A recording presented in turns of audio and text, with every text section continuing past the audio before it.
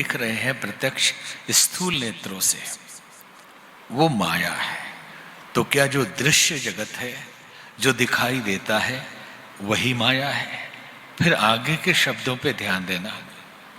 आगे कहा जह लगी मन जाए, जहां तक मन जाए सब माया है। अर्थात मन की सृष्टि माया है और इस मानसिक सृष्टि को नष्ट करना ही मुक्ति है। तो मंत्र क्या करता है? मननात्रायते इति मंत्र, जिसके मनन करने से मन न रहे। मनन शब्द भी बड़ा अद्भुत है।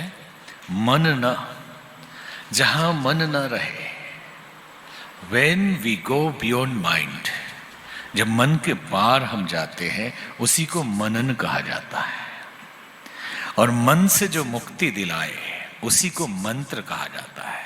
और यह भी कहा गया कि यंत्र और मंत्र, जल और मन का स्वभाव एक जैसा होता है। स्लाइड मिला दिया तो फिर एक डोलो बना दिया, तो है क्या? तो पैरासीटामोल है उसके अंदर, ठीक है।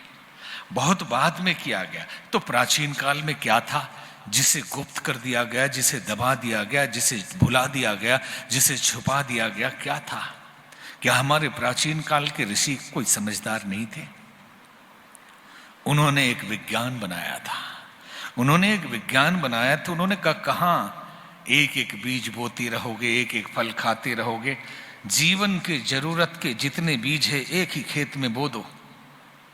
एक समझदार किसान एक खेत में 4-4 फसल काटता है।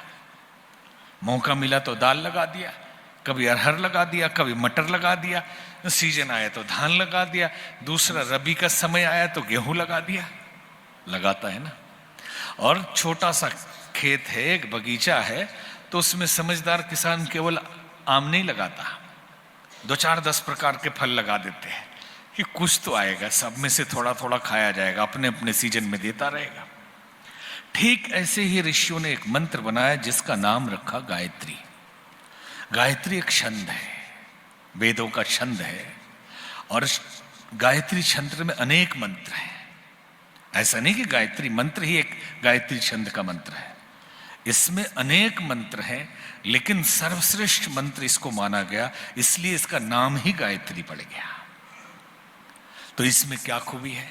तो ऋषियों ने कहा जीवन के खेत में 24 बीज बो, 24 सीड्स, 24 बीज, क्योंकि शरीर के अंदर 24 पावर सेंटर्स हैं और ब्रह्मांड में भी 24 पावर सेंटर्स हैं, जो तुरंत आपके इस इनर पावर सेंटर को आउटर पावर सेंटर से कोरिलेट करेगा और बाहर की शक्ति आपके अंदर आने लगेगी और भीतर की शक्ति जाग के उस ब्रह्मांडीय चेतना से आपको एकाकार करेगी और आपके अंदर की समस्त शक्तियां जाग जाएंगी। और 24 बीज 24 प्रकार के फल देंगे। इसलिए एक एक अक्षर इसका बीज है। अगर आप अलग अलग देवताओं के मंत्र जपते हैं तो एक एक फल मिलेगा। एक बार ये मंत्र जपेंगे 24 फल मिलेगा। फिर अलग अलग जपने की जरूरत है। कई बार नादानी में हम हिंदू इतने नादान हैं और इतने भयभीत होते हैं ना कि ये देवता न नाराज हो जाए, तो थोड़ा 2 मंत्र इनका भी पढ़ लीजिए। कहीं ये भी देख रहे इधर बैठे बैठे गणेश जी, इनका भी 2 पढ़ लीजिए। थोड़ा सा एक फूल इनके, अरे सबको प्रणाम कर लीजिए। लेकिन आपको एक कामधेनु दिया जा रहा है। सूरदास जी कहते थे कामधेनु तजी छेरी कौन दुहावे। कामधेनु मिल जाए तो बकरी का दूध दुहेंगे कि एक एक फल मांगते फिरे इधर उधर। अरे 24 ब्राह्मी वैष्णवी सांभवी, ब्रह्मा जी की शक्ति। दूसरे अक्षर में है विष्णु भगवान की शक्ति वैष्णवी। तीसरे में है सांभवी शिव जी की शक्ति। वेद माता, देव माता, विश्व माता। वेद माता मतलब the mother of knowledge. Veda का मतलब है ज्ञान।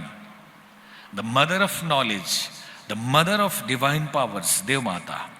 The mother of whole universe, पूरे ब्रह्मांड की मां, सृष्टि को उत्पन्न करने वाली, पालन करने वाली शक्ति, उसी को गायत्री कहा गया। गायत्री कोई देवी देवता अपने आप में नहीं है।